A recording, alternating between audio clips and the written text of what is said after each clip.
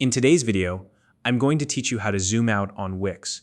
Whether you're refining the design of your website or simply trying to get a better overview of your layout, adjusting the zoom level in Wix can be incredibly useful. Sometimes, seeing the bigger picture can help you catch details you might otherwise miss. This feature is especially helpful if you're working on a large website with lots of elements, or if you're using a smaller screen and want to maximize your workspace.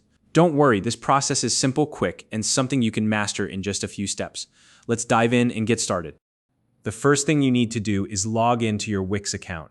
Head over to the Wix website and enter your credentials to access your dashboard. If you're not already set up with an account, you'll need to create one first. But assuming you've already done that, go ahead and log in. Once you're in, you should see a list of your websites or projects displayed on your dashboard. Next, select the specific website you want to work on. If you have multiple websites, take a moment to double-check that you're opening the correct one. Clicking on the website will take you directly to the Wix Editor environment, where all of your design work takes place. Now that you're in the Wix website editor, it's time to locate the viewing percentage. This is found at the top bar of the editor interface. By default, this percentage is often set at 100%, which means you're viewing your website layout at its actual size. Take a look at the top of the screen and you should see the label displaying the current zoom level. To change the zoom level, click on the viewing percentage label. This will open up a menu with several options for different zoom levels. These options are displayed as numerical values such as 75%, 50%, and so on.